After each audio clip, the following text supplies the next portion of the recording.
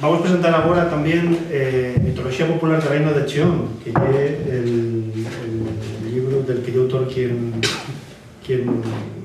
fala, e coautor tamén, porque é el ilustrador de la obra, Berto Peña.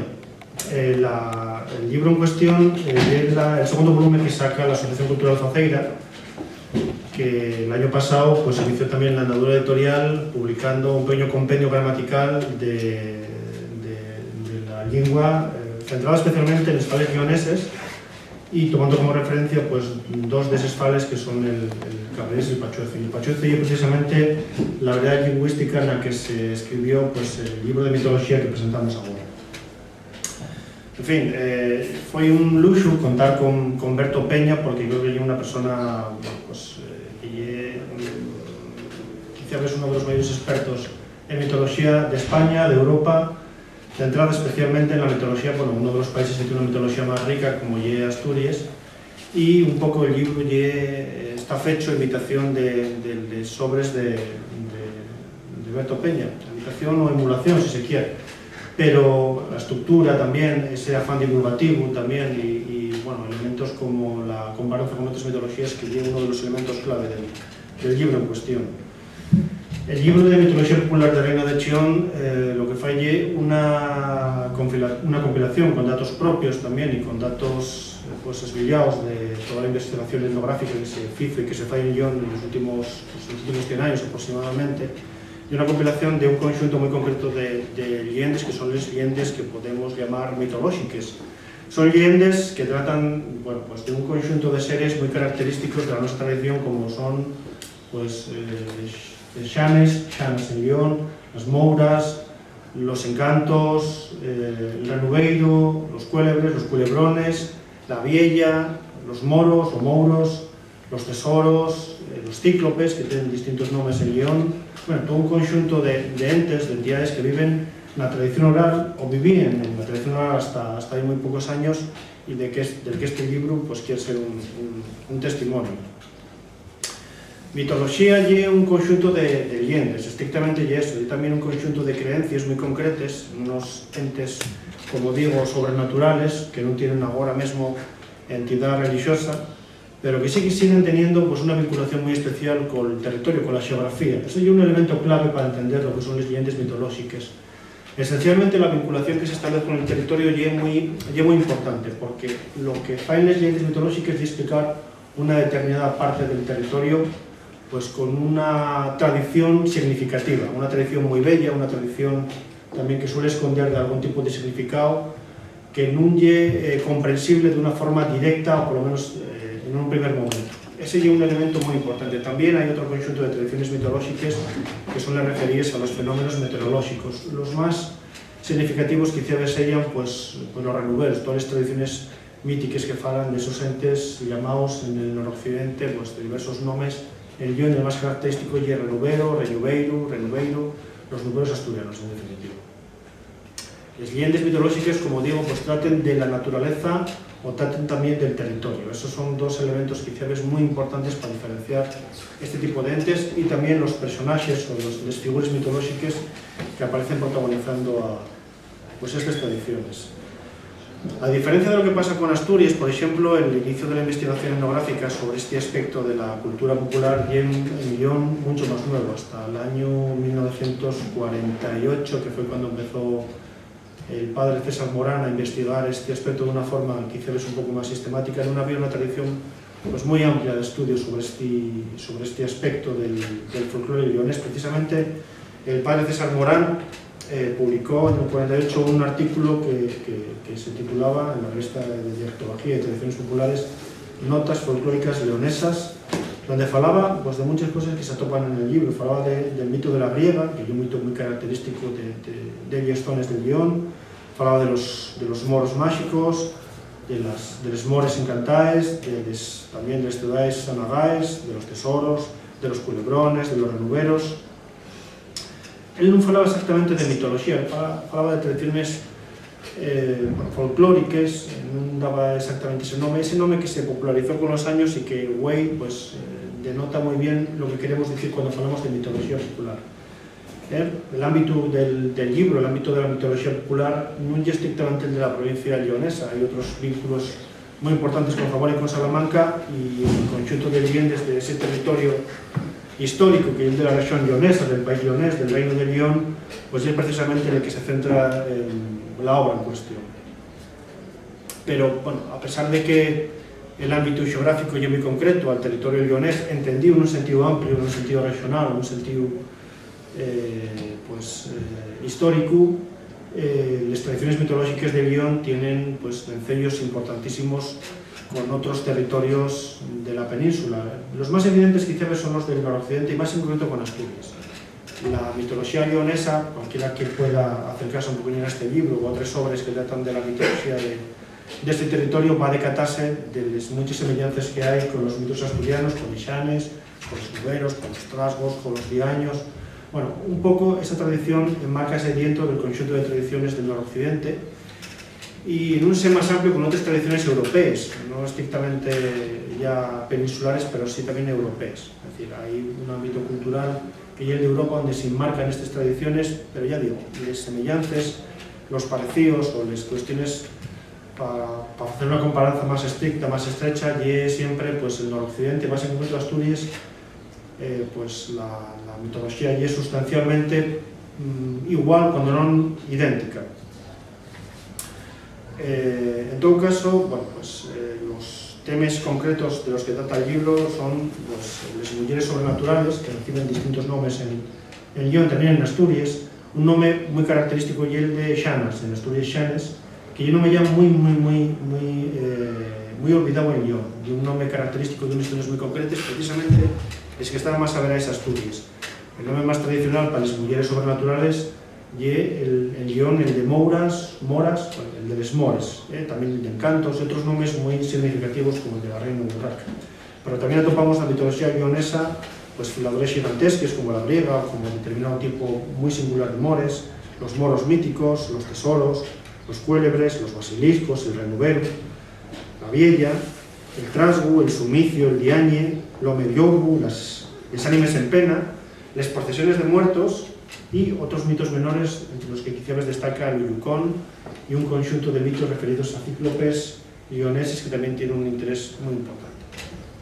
Como digo, cualquiera que conozca un pocoñín la mitología del noroccidente y la mitología asturiana va a decatarse de que las semejanzas, los puntos en común, quizás porque, como decía Xicu, estamos hablando en definitiva de que compartimos muchas cosas los pueblos del noroccidente y singularmente, quizás por razones históricas muy profundas y muy antiguas, asturianos y leoneses compartimos también otros muchos elementos culturales. La mitología, la lengua también es otro aspecto muy importante. La mitología es uno de esos lazos culturales antiquísimos y venerables que nos siguen uniendo a asturianos y leoneses, y el libro creo que da un pequeño testimonio de esa conexión cultural, estableciendo múltiples semejanzas entre los mitos de un lado y del otro lado del país. El libro zárrase con una amplia biografía y, como nota más destacada, o de las notas más destacadas de la obra, lo que quiero rescamplar que las ilustraciones son de Alberto Álvarez Peña, que es un gran amigo, pero es una persona además muy admirable, que por lo menos admiro muchísimo el su trabajo. El su trabajo como dibujante, que es muy guapo, pero el su trabajo como investigador, que es absolutamente impresionante. Por eso era muy importante para mí contar con la su colaboración, no solo como dibujante, sino también la presentación que fai de la obra. Quiero agradecer una vez más, como ya hice en Bichablino, la presencia de Berto en este acto y también la colaboración importantísima para poder presentar el aspecto concreto de estos mitos. Yo creo que Berto acertó plenamente a la hora de dibujar estos elementos culturales que no tienen una figuración concreta hasta ahora y, sin más preámbulos, cedo la palabra a Berto, dándoles gracias por su presencia. Gracias por venir esas cosas. Gracias también a Bartolomé por Chabón, para mi abuela. Yo lo que quería destacar del libro son varias cosas. Una de ellas, precisamente, estaba comentando antes Nicolás, que muchas veces los primeros adelamientos al tema de la mitología leonesa, que pasó también incluso con la mitología asturiana, y era ver todo este tipo de leyendas, toda esta cosmogonía, pues como una especie de curiosidades folclóricas en sí más. En este caso, este libro pues rompe un poquillín esa visión, porque precisamente afonda mucho más en lo que son estos mitos a través de mitologías comparadas, y no solamente de un modo geográfico con otros países, que pueden tener pues, un acervo cultural común, sino también cronológicamente. Quiero decir, cuando te averes a un mito de estos, a un personaje de estos, a una leyenda, tienes siempre que trabajar en dos ejes. Uno de ellos es el cronológico, porque muchos de estos cuentos que te cuenta un paisano de 80, de 90 años, ayer o antes de ayer, pues resulta que pues atopalo pues en un bestiario medieval del siglo XII, o pues atopalo pues yo que sé, en los escritos de Plinio el Viejo en el siglo I, pues por el estilo. O sea que cronológicamente lo que te está contando ese paisano se transmitió generación tras generación, y es como si estuvieras entrevistando, pues no sé, un paisano de la Edad Media, ¿no? Lo que te está transmitiendo cuando entres en ese mundo mágico de las leyendas y de los mitos, y es como si tuviese un paisano del siglo XII contándote qué es lo que creen en ese momento. ¿Por qué? Porque más o menos transmitieron lo mismo. Entonces hay ese eje cronológico, y luego hay un eje geográfico, porque muchos de estas historias o de estos cuentos o mitos, llamémoslo como queramos, como bien dice Nicolás, pues podemos atoparlos sobre todo en la península, bueno, pues en gran parte de lo que es el noroeste peninsular, pero también en Europa, no solamente en lo que es el arco atlántico, sino que pueden aparecer cosas hasta en Centro Europa tranquilamente, ¿no? Entonces las conexiones son cada vez más ricas, ¿no? Y más valorosas. Ves cómo van ramificándose, y ves cómo no hay una curiosidad folclórica sin más, como lo denominaban muchas veces los primeros folcloristas que tuvimos, así andamos del siglo XX, sino que tienen un calado mucho más fondo. Proponemos un ejemplo que siempre suelo recurrir a él, pero que ya es bastante explicativo. Bueno, pues puedo hablaros de la Piedra de la Culebra. La Piedra de la Culebra hay también en Lleón, hay aquí en Asturias. Mismamente, si vais aquí al barrio Cagüezu, en San Martín de Huerces, picáis en la puerta de lo que hay la casa del alcalde, salte luz divina y sácate una piedra de la Culebra, que está engarciada en plata, que os costó 30 reales porque os rompió por aquel entonces, y que la agarró el bisabuelo de ella de la cabeza de un cuello. Eso usaba para curar los picadores de culebra.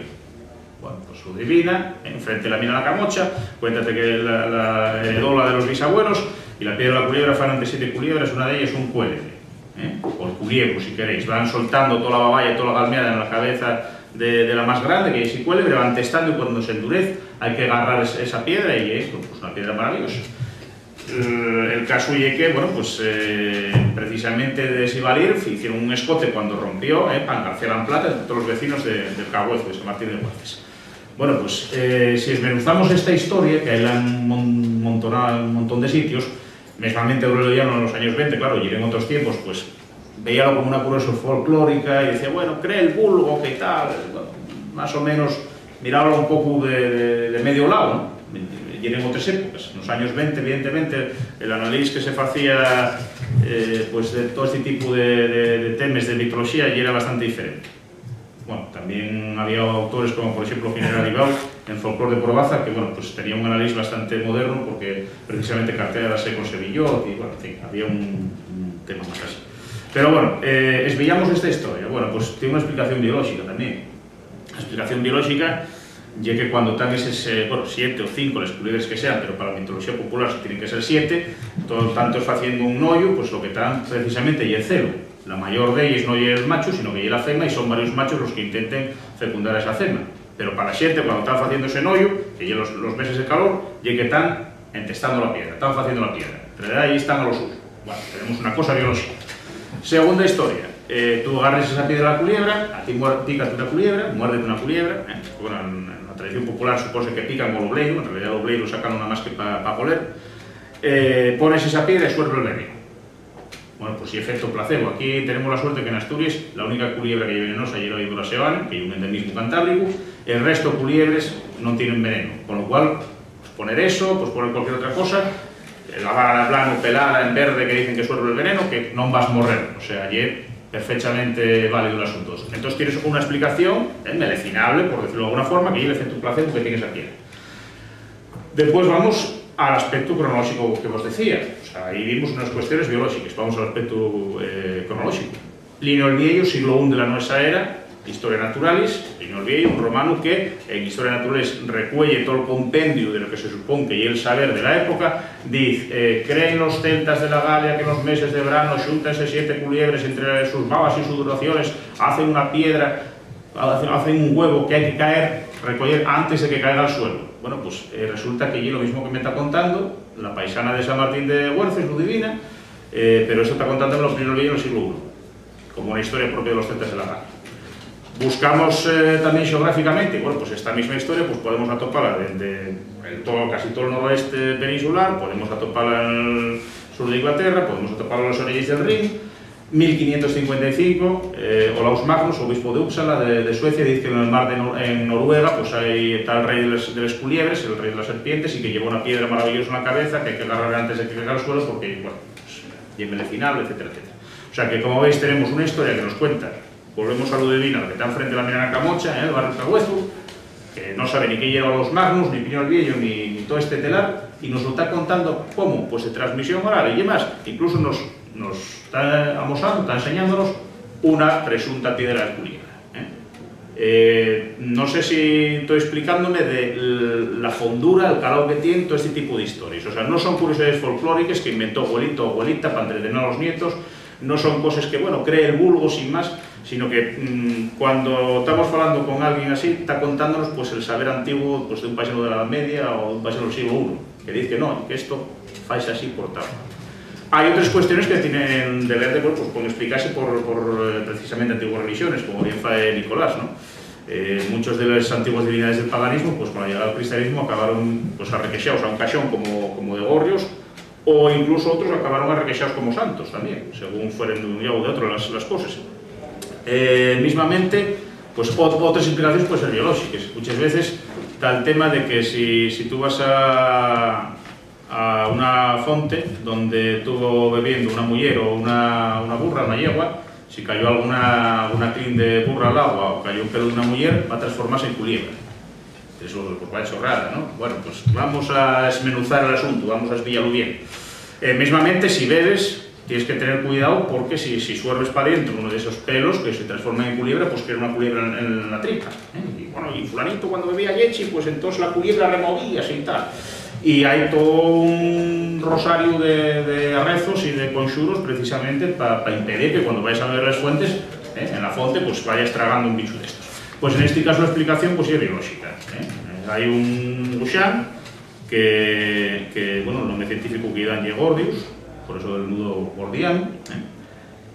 Cuando está de larva, está royendo los escaraballos por dentro, aliméntase de ellos, y cuando sale perfectamente formado igual que un filo, igual que un pelo arrancado de raíz, como si lo arrancase la cabecina allí blanca, como arranques un pelo de raíz y largo, por lo tanto, o una crin o un pelo de muller, y donde se reproduce, pues en aguas fontes. O sea que imaginemos la muller que iba con los ferrais en la cabeza por los calderos a buscar agua, lo que veía allí eran pelos, no tenía un microscopio en casa para mirar a ver qué era aquello, veían pelos que se movían, veían pelos que culibreaban. Por lo tanto, de los pelos que caían de los crines, de los burres, de los yegues o de las mujeres, transformaban en culiebres. Entonces, bueno, pues esta hay otra explicación a otro de los mitos que hay también en León, hay en Galicia, hay aquí en Asturias y en muchos más sitios, ahí donde hay ese dicho. Como veis, quiero decir, cada mito tiene su miga, pueden ser explicaciones biológicas, explicaciones de religiones antiguas, mitologías comparadas, otras veces llegas a un dique seco donde, bueno, pues vas siguiendo la pista hasta que ahí dices, bueno, pues no sé ya seguir, o sea, el dato más antiguo que tengo de este mito, pues ya es de este siglo, o del 12, o del 1, o de lo que sea. Pero lo que sí es cierto es que detrás de todo esto no hay los cuentos de abuelito para entretener al nieto de sin más. Y además, muchas veces la gente, yo esto también he oído en salas cuando estábamos pues, de San Martín matando el gocho, era mi abuelo el que contaba los cuentos, prestábenme, con mi abuela también, algún vecino que le iba allí a ayudar a chorizar, después volví a ver los escritos en otros libros, volví a oírlos en otros sitios y cuando te decates de que imposible, esto no lo inventó mi abuelo, porque también aparece en Llanes, o aparece en Tineo, o aparece en Gales, o aparece en Polonia. Entonces, y cuando dices, bueno, cuidadín con esto y un acervo cultural de un pueblo entero, que tiene un paso más o menos común, no son cuentos sin más. Pero lo que vos quería decir, y es que muchas veces tratóse como eso, como un cuento de vieyes y sin más, desprecióse mucho. La propia universidad, yo creo que hasta va un poco, y todavía seguimos en este plan, pues todo este tipo de cuestiones más o menos prescinde de ellas. Podemos hablar de literatura de tradición oral perfectamente. Lo que pasa es que, bueno, pues desde los estamentos establecidos siempre se vio la literatura con mayúscula, que era la que estaba escrita, cuando en realidad pues muchos de los autores del siglo de oro, de Cervantes mismamente, a cualquiera que agarremos por ahí, a lo que se dedicaba muchas veces era agarrar los cuentos populares que había, que oía en aquella época, y adornarlos un poco y meterlos en esos sobres. O sea, me mucha gracia porque hay muchos clásicos del siglo de oro que podíamos ver donde aparecen este tipo de cuentos, y evidentemente el paisano que te los cuenta de Cangas o del otro sitio no es que estuviese leyendo a estos autores, sino que estos autores lo que hacían era amestar a los sobres de él pues este tipo de cosas que llenen de voz populi, de oyeres en la calle, ¿no? Entonces, lo que yo destacaría mucho de este libro es precisamente eso, que rompe bastante con ese análisis que se hacía un poco antiguo de curiosidad folclórica en sin más. Tienen esas dos ejes de trabajo y, por supuesto, bueno, pues incluye personajes que están bastante desdibujados, desde los cíclopes de los que comentábamos, el Yucón, el gigante Carpurias, que bueno, pues tendrían la traducción, pues yo qué sé, del torto vasco al tártaro, a los gurmantes que hay aquí en la zona de Cabrales, etc. Las matres, que normalmente no se mencionan mucho y que Nicolás, bueno, pues amesta bastante un trabajo con lo que son las matronas paloromanas, que quedarse también en Germania. En fin, hay una serie de personajes que pasábase un poco un de puntillas por encima de ellos, o mesmamente el tema del Omeyobo, que por fin de una vez, bueno, pues améstase dentro del folclore europeo al uso, porque yo estaba, y creo que Nicolás también, estábamos un poco fartucos de que todos los autores enseguida que se falaba del Omeyobo decían, bueno, es por influencia del obisome galego, ¿verdad? Bueno, pues no. En un montón de sitios de León hay Omeyobo, y en un montón de sitios de Asturias hay Omeyobo, y no tan precisamente en la raya con Galicia. La zona más oriental que atopé yo de Omeyobo y en Sotres, en Cabrales, o sea que no creo que sea una influencia ni una galeguidad ni cosa por el estilo. Lo que pasa es que, bueno, muchas veces hay autores que repiten, copien y peguen sobre cosas ya fechas, y entonces, bueno, pues como no se sale a hacer trabajo de campo, pues repítese siempre pues, el mismo tipo de rata. Entonces, bueno, pues yo destacaría estas cosas. Una, el hacer un análisis de la mitología leonesa desde un punto de vista moderno, no visto como curiosidades folclóricas sin más, como un cuento que está ahí para entretener a los nenos sin más. Y después, bueno, pues el amestar una serie de personajes y de mitos que están bastante esquecidos y que, bueno, pues con esto, pues por lo menos vuelven otra vez a revivir, ¿no? Un poco. Y nada, lo único eso, que os preste si queréis hielo el libro. Yo disfruté bastante haciendo los dibujos. Bueno, parte de mi trabajo, que yo ya no sé ni de qué trabajo, a veces pregunto y me digo que de mercenario, porque ya no sé ni lo que fallo. Y dibujar, pero bueno, y es mucho más prestoso que te encarguen dibujos de ese tipo, que los disfrutes mucho más, y sobre todo si un amigo también que te los encarga, que no, pues yo qué sé, que te hicieran una guía de motores diésel, ¿no? De dibujar. Entonces, bueno, pues no os digo más nada, y bueno, si queréis enfocar de alguna cosa, pues eso.